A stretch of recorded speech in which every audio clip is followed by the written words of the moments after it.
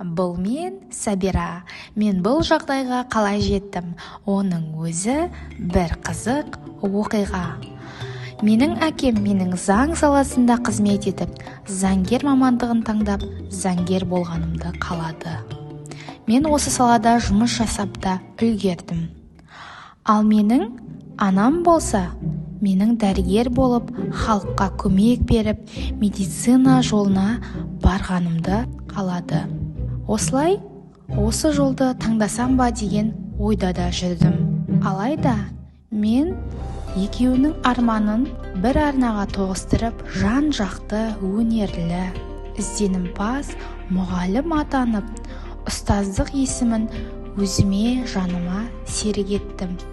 Оқушыларды сүйемін, олармен жұмыс жасағанды ұнатамын. Осылай өзімнің арманыма адаспай жеткенім үшін қатты қуанамын.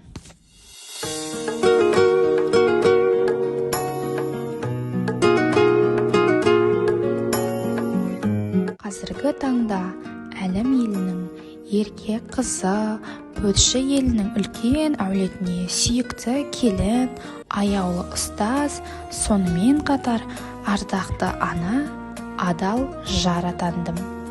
Осылай жұмысты да, отбасымды, үй шаруасын қатар үлгеріп алып жүргенім үшін бірінші өзіме, одан кейін мені қолдап жүрген жақындарым мен жолдасыма алғысым шексіз. Осы күніме, тағдырыма шүкір етемін. Болашаққа армандарым өте көп, үмітім зор. Өз еліме, халқыма пайдалы болуға асықпын.